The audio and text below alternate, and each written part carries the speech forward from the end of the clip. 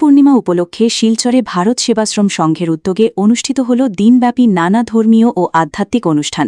ভোররাত থেকেই শুরু হয় এই পবিত্র কর্মসূচি। সকাল 4টায় মঙ্গলারতির মাধ্যমে অনুষ্ঠানের সূচনা হয়।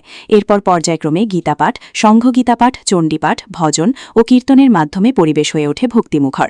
এছাড়াও আয়োজন করা হয় বৈদিক শান্তিযজ্ঞ, যেখানে বিশ্বশান্তি ও মানব কল্যাণের উদ্দেশ্যে প্রার্থনা করা হয়। উপস্থিত ভক্তদের অংশগ্রহণে সম্পূর্ণ অনুষ্ঠানটি এক আধ্যাত্মিক আবহ সৃষ্টি করে।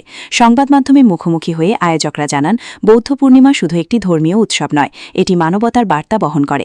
এই দিনটি স্মরণ করিয়ে দেয় মহামানব গৌতম বুদ্ধের আদর্শ ও তার জীবন দর্শনকে।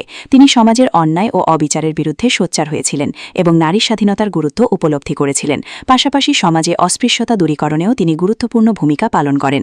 আয়োজকদের মতে প্রতিটি পূর্ণিমারই আলাদা তাৎপর্য রয়েছে, আর বৌদ্ধ পূর্ণিমা সেই অর্থে মানবতা, সমতা ও শান্তির এক অনন্য প্রতীক।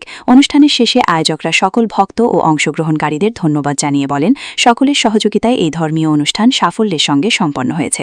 আজ বুদ্ধ পূর্ণিমা উপলক্ষে শিলচর চাঁদমারিস্থিত ভারত সেবাশ্রম সঙ্গে ভোর 4টার সময় মঙ্গল আরতি হয়েছে।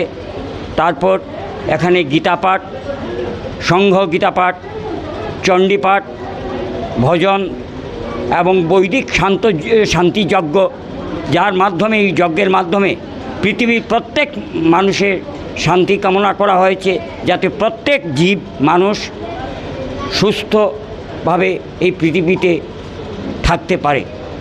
আজকে আমরা লক্ষ্য করেছি প্রত্যেকটি পূর্ণিমার একটা তাৎপর্য আছে।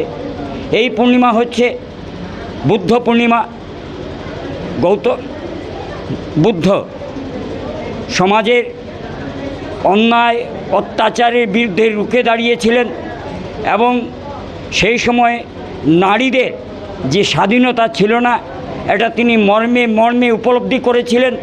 তিনি বুঝেছিলেন সমাজের থেকে অস্পৃশ্য প্রথা যদি তুলে নেওয়া না হয় তাহলে সমাজ কোনোদিন এগোতে পারবে না। তাই নারী স্বাধীনতায় তিনি বিশ্বাস করতেন। এবং আজকে গৌতম বুদ্ধের যে শ্লোক ছিল, বুদ্ধং শরণং গচ্ছামি, এইগুলো আজও আমাদের অনুপ্রাণিত করে। এবং আমরা মনে করি যে ভারত সেবাশ্রম সংঘ ঠিক তেমনি সমাজের প্রতি দায়বদ্ধ। এবং আমরা এই ভারত সেবাশ্রম সংঘের মাধ্যমে হিন্দু জাতিকে রক্ষা করার জন্যে যেভাবে হিন্দু রক্ষী দল কাজ করে যাচ্ছে, এটা দেখে আমরা অভিভূত। আজ প্রতিটি ঘরের নরনারী যেন ভারত সেবাশ্রম সংঘের মাধ্যমে সমাজ এবং দেশের কাজ করতে পারে।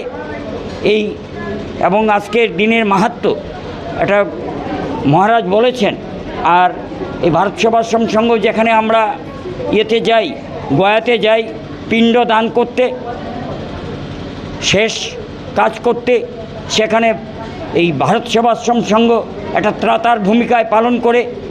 এবং এই ভারত সেবাশ্রম সংঘ যদি না থাকত তাহলে আজকে এই যারা মানুষ পরপারে যাওয়ার পর যে অস্থি বিসর্জন করতে হয়, সেটা কি দুর্বিষহ ছিল। একমাত্র জগৎগুরু শ্রীমৎ স্বামী প্রণমানন্দজি মহারাজ গয়া সুরকে দমন করে সেখানে সেই গয়াতেই ভারত সেবাশ্রম সংঘ প্রতিষ্ঠিত করেছিলেন। এবং আজকে এই অসুর দানবের সঙ্গে লড়াই করে হিন্দু জাতিকে যাতে নির্বিঘ্নে গয়া শ্রাদ্ধ করা যায় তার প্রচেষ্টা করেছে।